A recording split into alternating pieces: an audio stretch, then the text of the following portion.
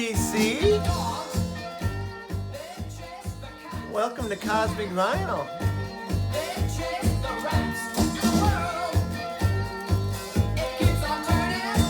Tough Dark. What do you know, huh? Welcome to the Cosmic Realm. I'm Cosmic Brian. We're goofing around tonight. Yeah. Hey. Cheers to you, folks. We're doing some Millers tonight. Miller's kind of my go-to. I want to give you guys out there in the vinyl community that has supported the Cosmic Vinyl and Cosmic Brian, that have tuned in and always given me encouragement, always commented. Even those who haven't, but if you're still there, that's what counts. I'm going to give you guys a big chug. This big chug's for you. Oh, yes, my good friend, of course. Yep, the golden nectar of the gods. Tastes great, less filling. Welcome, you guys. I got some pretty cool stuff to show here. I've been excited to show these records, so I've been kind of holding back some of them, but I'm ready to unload this garage, classic garage, some newer, like, revival stuff, and just maybe a dash, just a dash of punk rock for you. So, without further ado, let's get it on. Off go the mind shield. Woo. I don't have any place to put it. My cat's blocking me. My cat's mind shield blocking me. Whoa, hey. I can see clearly now, my brain is gone. Oh God, my brain's been gone a long time ago. All right, let's do this. Got to turn this down a little bit. Love the Tough Dark, so. All right, here we go. Some garage stuff. How about we start with the smatter of punk? This is the Black Halos. The Black Halos are a band that I discovered back in the 90s. I was actually looking for a Flaming Lips show that was anywhere in driving distance that I could go see, and I noticed on some of their tour dates that there was a band called the Black Halos that was opening some shows. So I went on and streamed it, and I heard the song Three Sheets to the Wind, and I was like blown away by the anthemic punkness of it. And it was just, and what it is now on the Violent Ears is this like thrash, trash, glam punk. Now, these guys, this is released in 2001 on the Sub Pop label, and it was produced by the famous Sub Pop producer Jack Endino. Now, Jack Endino, we all know, has worked with bands like Nirvana, Soundgarden, Mudhoney, and now he's worked also with these boys from Vancouver, British Columbia, up there in Canada. Now, I'm going to take this opportunity to give a shout out to our Canadian brothers and sisters up there that are in the vinyl community. How about Darcy, 6 Strings and 9 Lives, Metal God? How about Dan from Dots and Loops? How about Sean from Psychedelic Snow? And how about our boy Low Noise, Jason Skills? I believe he's from Canada as well. But one of my favorite channels of all time, and he's been around forever, is 33 RPM Vinyl, is Jeff. Now this guy has a vast collection covering many genres and many eras, and I love everything he shows. If you haven't checked out his channel, go do it. if you see the guy, you wouldn't think he's into like the stuff that he's into, but he gets into some out there stuff. And the guy, like, I believe it's the first guy I ever saw smoke herb on his videos, and I believe he gets it medicinally, or he's got, I don't know, maybe it's legal up there, I don't know. But anyway, let's get back to the halos. So this is, like I said, it's like thrash, trash, glammy punk. It's kind of in the style, the New York punk rock style, and the vocals are spat out with total disdain by the singer Billy Hopeless. These guys have actually been called the, I believe, the illegitimate stepchildren of Stiv Bators, which maybe it's the bastard sons of Stiv Bators, but it's a fair assessment. But these guys are sweaty, smeared makeup, sleazy, swaggered kind of punk rock. Let me pull this out. It's on this really great cherry red. And there's the Sub Pop label. But yeah, this is great stuff. Uh-oh, we got a wardrobe malfunction. I'm gonna pull this sleeve out. God, that's in there tight. Oh, look at that. Now we got problems. But I thought this was missing the cover. Maybe it is, I don't know.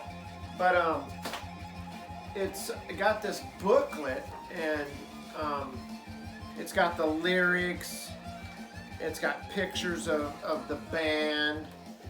It's kind of a cool little setup. It's a little flimsy, but yeah, the Black Halos. Now, these boozed up, messed up punk rockers are not, they're not like hardcore punk, but they do flip the anti-establishment middle finger at the powers that be. So, hey, in my book, that gets them into the Cosmic Collection. So, Black Halos, ladies and gentlemen. Now, this one is a pickup that I picked up recently down here. I seen it and I thought, holy shit, I'm gonna buy this for the cover alone if I have to. These guys are from Los Gatos, and they were formed around in the early 90s, and this was released on 96 on Repent Records. But this is a band called the Vulcan Ears, and let me pull this out of here. Now, the Vulcaneers, obviously, you can see they're wearing Star Trek uniforms there. And then there's the guys on the back there. This guy, I believe, is sucking down a Pabst Blue Ribbon right there. I think I seen Jason Skills drinking a little PBR. Hey man, I respect a guy that can drink a PBR. I love it. I don't usually drink it, but I think it's cool. I mean, these guys are out there. So here's these five guys. They used to sit around, get drunk, drink mass quantities of beers, and listen to like Pebbles Comps, listen to bands like the Mummies and Supercharger and stuff like that. And they just thought, let's start a band. I mean, this is how garage bands start, right? And so they picked up instruments, started to write songs, and they came up with tunes about red shirt Star Trek crew members getting offed, and also about green alien chicks. So these guys were obviously Trekkies, I believe. So, but this, they decided that they would form a band. They started gigging around small gigs around their town, and eventually made it onto the local college rock playlist. And so then they were able to get together with a producer, and they released this lost gem. It's kind of like surf punk. There's a little like frat rock to it, obviously. and it's just beer guzzling, good times. And these guys had like a pretty big, one of their bigger gigs was at a place called the Purple Onion in San Francisco, which, what a great name for a club, Purple Onion, I love it. But these guys would drink as many beers as they could, hit the stage, it would just turn into, they'd get the crowd involved, their beers would fly everywhere, and they encouraged people to heckle them. You know, they were a band that they didn't care. They were just having a good time. These guys weren't out to make a bunch of money. They weren't out to make it big. These guys were out there just to have a great time. And I'm thoroughly entertained by this record. Some of it's a little lo-fi, which is cool. I mean, I like that kind of sound. But it's this great, like, surf punk garage, like I said. Just really good stuff. And in between songs, they have like outtakes of the old Star Trek series. Some of them even sound like maybe like they were screen tests, because there's the actor talking, then you got some normal guy speaking the lines back. And then there's clips from like blaxploitation films. And then there's this one song at the end. And tell me if you guys, if you recognize what I'm describing here, tell me if you know what the name of this is, because I've been dying to figure it out. It's like this 40s style music, like it would have been on a 78 or something, where this guy is singing about the Elks Club and how great they are, but yet they keep fucking this guy over every turn. And he sings something about maybe BCOE. I can't tell what exactly he's singing, but if that rings a bell with anybody out there, let me know in the comments section, because I'm dying to figure out what this, like Elks Club beer drinking jam is. So anyway, the Vulcaneers, great pickup. I love it. Good fun album. Now this is one that I've passed by a number of times, left it sitting in the bins, but this is the Liverpool Five, and this one's called Out of Sight.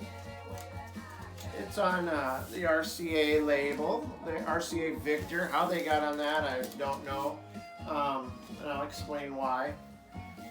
But these guys were part of the 60s British invasion. Now they had far more success abroad in like Asia and Europe, and did a lot of touring over there prior to achieving any kind of success in the United States. Now when I say success, that's kind of maybe an overused description, considering these guys didn't have much commercial success. Now, first of all, the name, the Liverpool Five, none of the fellas are from Liverpool. Most of them are from London. And I think, they're not like a Beatles exploitation band either. But I assume with the name Liverpool Five, they were trying to, the strategy was probably to sell more records based on the massive success of the Fab Five, or Fab Four. I'm trying to, whatever, you know what I'm talking about. So anyway, now they weren't great, but these guys are formidable musicians, and this is garage rock. This is pop, 60s pop. I'm glad I got it, and I'd pick up their other album too. I think it's called Arrive. But Gotta Get a Move On is probably the highlight track on this, and I think it's one of their originals. Now they do like did I just say doo-doo? They do some cover songs on this record too. First one was Any Way That You Want Me is by the Trogs, and then it's followed by My Generation by the Who, and the next one is I Can Only Give You Everything by Them, which those are great songs, and they do pretty justice. What is wrong? I don't know what I'm saying. They do it justice is what I'm trying to say. Like I said, they didn't achieve much success in the United States, but here's a picture of the band. I don't know if you guys can see that. I like this record. Like I said, I'd pick up their other one for sure. It's a solid garage rock, 60s garage rock. Now this one, I was super, super happy to pick up. I'd heard of these guys before. I'd listened to some of their music, but I didn't think I'd find this one in one of the bins. But it's this Holland-based band from Groningen, Holland, and they're called the Waistcoats. Whoa, I almost dropped it. And the record's called Explosion. And this is fantastic from the get-go. They're a band that was formed in 1993, inspired by seminal works of like The Jam, The Who, and The Creation. Now, if you heard this record for the first time, you'd think you were listening to some 60s garage rock, garage punk. And it's flimsy. This tells me that maybe it's like a European release here. Couldn't find where it was released, but I love this this label too. It's just kind of this retro. It's like a very cool retro label. It's called Larson Records. But yeah, these guys are, like I said, right from the get-go, these guys are just such great 60s garage influenced stuff. They were kind of, they may have been like the garage revival. They supplied that for England, what we got here in the United States on our 80s revival bands. But yeah, they played some great gigs. They've played in the Liverpool Cavern. They played in Austin, Texas. You know, they've had some pretty great gigs. I don't know if they're still carrying on, but this is absolutely killer garage rock. Just so good. I love it. I can't wait to get more of this stuff. Just great garage, snotty attitude. Love it. The Waistcoats, Explosion. I'm going to set these down. I just get the feeling that they're teetering on the brink. I'm going to fire this back up. I got one more album to show, and this is the greatest thing I found in a long time. So Ryan Kidd was showing some 7-inches. I don't know if it was one of his music that punks, non-punk music that punks might like. It may have been, but I remember him playing this. He did a needle drop, and he kind of said, just listen, and it just started off regular, and then all of a sudden the singer let out this scream. It was just this guttural, but kind of this great scream. And he showed a band called the Psychos, and they're from Lima, Peru, or Peru, Lima. Now, I didn't think I'd find this. I found it the next trip out after I seen that Ryan Kidd vid. And I was stunned. I would have paid up for this, and I did pay up a little bit. There's the labels there of their singles. But this is their complete recordings. It's called Demolition. So, you know, while everybody's heard of, like, you know, the Velvet Underground, the Stooges, 13th Floor Elevators, the Monks, the Sonics, you know, all these bands have been pretty well documented, and there's been exhaustive anthologies. But in Peru, Lima, far, far away, there was 4 guys. I can't even count. I counted the waiter. Anyway, that were sitting around and decided to form a band. And these guys had a meteoric rise locally. They were playing a lot of small gigs like skating rinks and stuff. Then they had an opportunity to play on this it was a TV show. And they played their 2 numbers. and it was just silent when they were done.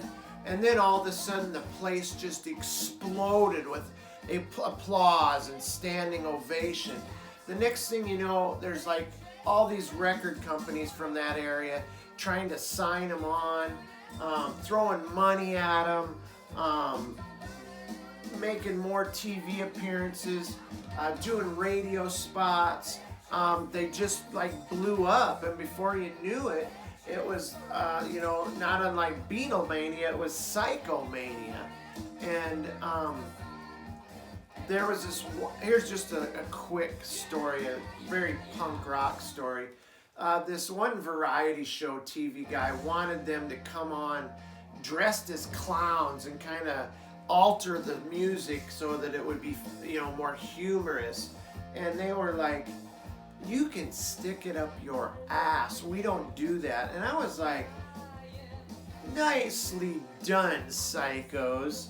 1,000 punk rock points to you, my friends. But anyway, it's all in Spanish. And it doesn't even matter that I don't know what it says, but there's songs about tearing down the train station. There's songs about a cemetery where there's ghosts and the undead, and there's songs about telling some girl they love them but not really love them. I mean, what? It's just crazy stuff. Good stuff. I love it. I can't even pronounce most of the songs, but it's still awesome. But yeah, the vocalist is what's so unique. He just screams it out there. It's just like this. It sounds so great in Spanish. And the guitar player, he doesn't use any fuzz tone at all. So you're not going to hear any distortion or anything. But he's got that garage twang that it's just very good. He's a great player. But these guys, you know, they partied all the time. They hung out with dubious girls with dubious reputations. And then they got complacent in the year or so that after they were touring around their local area. I mean, they were already rock stars there. They had a chance to go on a year-long tour outside their area, but they chose not. They even stopped answering their phone when the record company wanted more singles and an album. They were young guys. They had other things to do yet, and before you knew it, without any fanfare, these guys just slipped away into oblivion. And they didn't even know the impact that they had made on their scene and what they would make later on. I mean, guys like the guys from Sonic Youth and other punk bands list this as one of the greatest punk rock albums they've ever heard. So now these guys are getting their due. But this is fantastic. I'm so happy, Ryan Kidd, that you showed that Psychos 7-inch. We used to call them 45s back when I was. But anyway, the Psychos. This is amazing. I can't recommend it enough. They're just great. So anyway, that's my garage punk video. So you guys stick around. I got some more great stuff over there that just can't. It's crawling out of my crate over there, wanting to be shown. And I'll include the Tough Darts and tell a little bit about them too. But hey, until then, you know what to do. Stay cosmic. Have a good one, guys. Peace out. It's Cosmic Vinyl.